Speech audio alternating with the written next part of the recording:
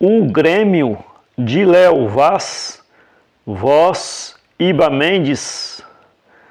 Naquele tempo, em Ararucá, era coisa simples a fundamentação de um grêmio literário ou de uma sociedade recreativa, dançante, esportiva ou de qualquer outro intuito. Estava a gente à esquina, numa tarde de discussão, versando a arte, a moral, a literatura, a religião, o Extremo Oriente e outros assuntos mais ou menos embicantes nos interesses araraquaenses, quando a prosa de repente, numa síncope brotada das nossas opiniões ao fim, unanimizadas, morria de todo. Ficávamos então ali ruminando em silêncio os últimos silogismos, quando algum de nós, de digestão mental mais rápida, irrompia: por que não fundamos um grêmio literário aqui nesta terra? Os outros, despeitados, inopinadamente concordavam: é verdade, por que não fundamos? Sim, uma sociedade literária com gabinete de leitura e um salão para conferências. Em Ararucá há elementos, eu, vocês, o Juca da farmácia, o Bernardino do primeiro ofício e quem mais? O Maneco. Que Maneco? O Maneco Borba da loja do Abrão. O quê? Um caixeiro? Sim, ele é caixeiro, mas lê muito e lê em francês até. Bem, vá lá, o Maneco, mas só ele. Pois não? Há ainda o Belmiro. O das charadas? Não, Tonico, além das charatas ele faz versos bons. Ainda outro dia mostrou-me um soneto, A Mágoa da Pedra, que...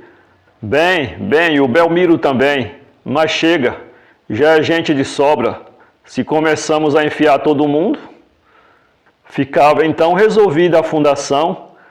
Era lembrada e logo solicitada para a sessão inicial a sala do Clube Republicano, e o jornal de Ararucá, a Trombeta, estampava na sua primeira sortida a notícia auspiciosa: diversos rapazes da nossa melhor sociedade cogitam a fundação de uma associação literária e recreativa com o louvável fim de promover o desenvolvimento literário e artístico do nosso meio, bem como de estreitar as relações sociais da nossa terra, oferecendo sarais musicais e conferências, a que não há de faltar o apoio do magnânimo povo ararucaense, etc, etc, etc.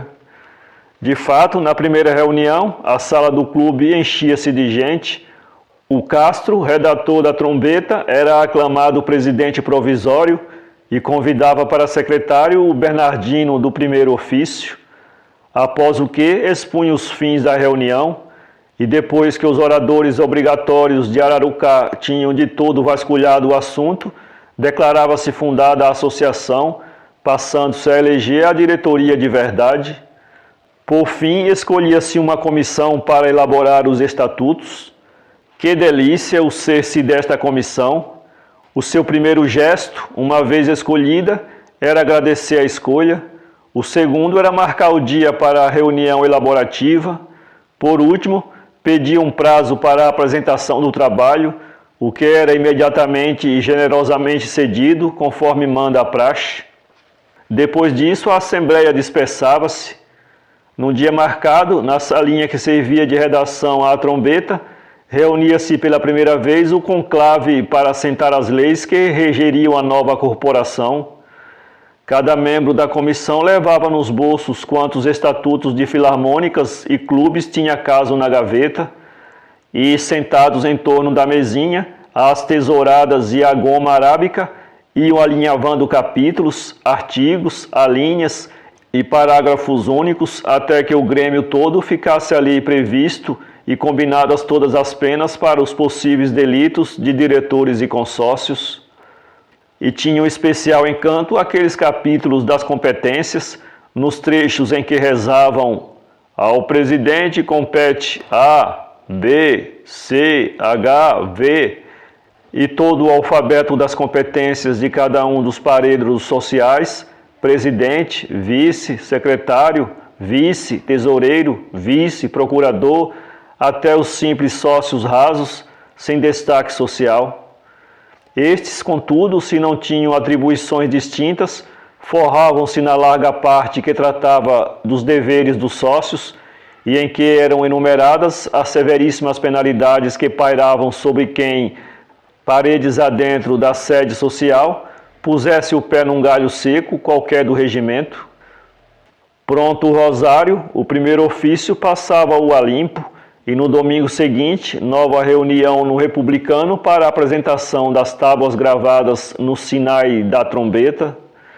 Ali o presidente lia a obra, que a Assembleia aprovava, sem emendas nem obstrução, mandando que a ata da sessão louvasse condignamente os Moisés da comissão. Começavam então as sessões brancas, marcadas pelas letras dos estatutos.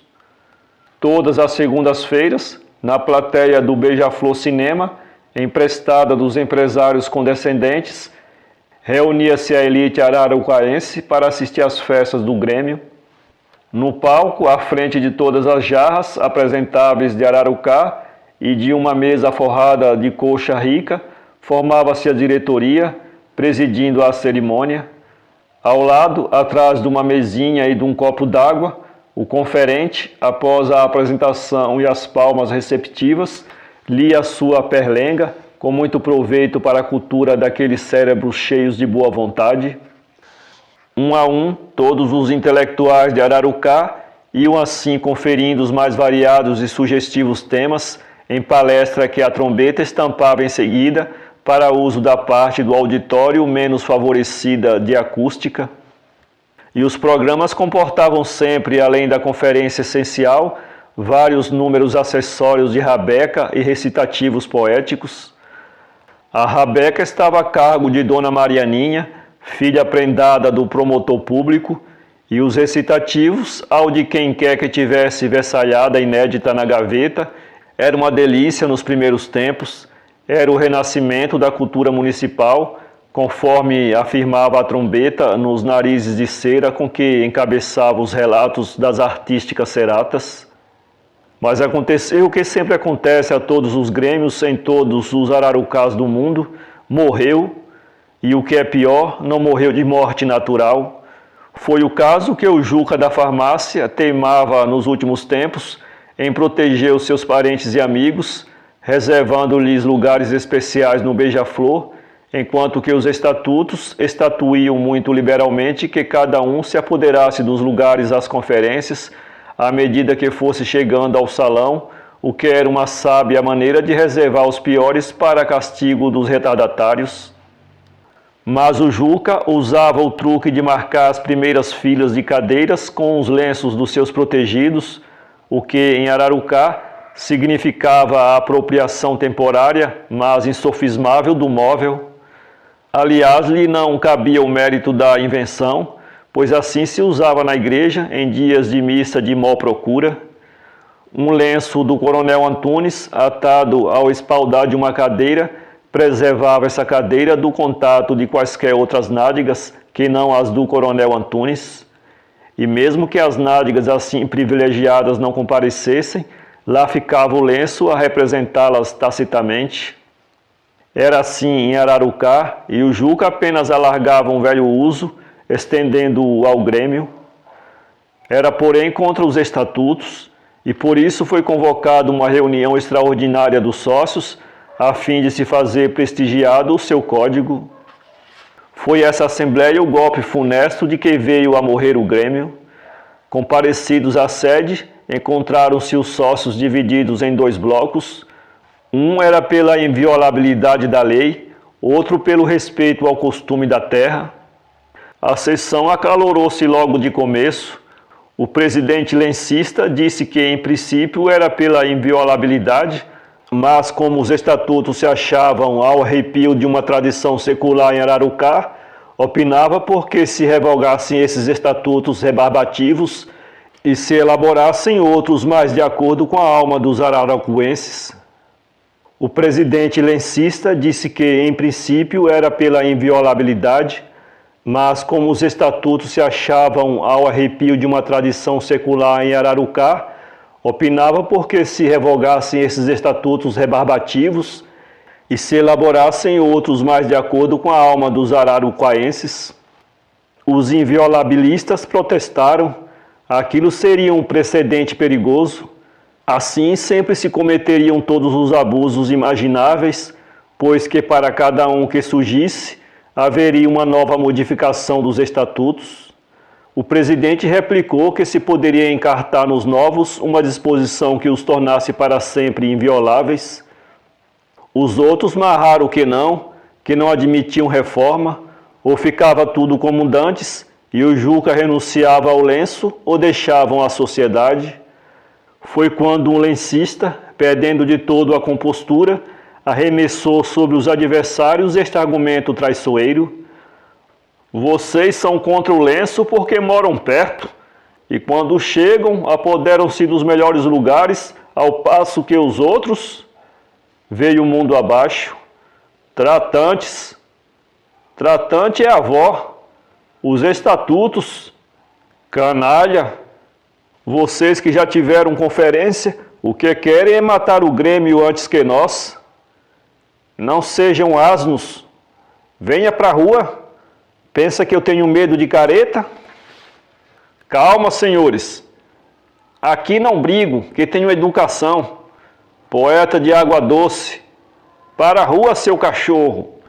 Voou uma cadeira, outra mais outra. Enfim, uma de maior impulso partiu a lâmpada do aposento, deixando os contendores à meia luz que vinha dos postes da rua. Os ânimos não sossegaram, porém, e houve bordoadas de cego, sopapos, safanões, berreiro, o diabo e a polícia. Alguém da vizinhança apitara e o cabo mais 3 praças invadiram o recinto, insulando: ordem, seus moços, que o delegado e vem. As trevas foram propícias para a evacuação imediata da liça, fartos de murros anônimos e com um instinto antipolicial aguçado, lencista e inviolabilista safaram-se sorrateiramente. O patrão do Juca vendeu por muitos dias farta dose de arnica e largos metros de tafetá, e em Ararucá, por bom tempo, se não falou em grêmios literários recreativos. Para ler este conto, acesse www.poeteiro.com.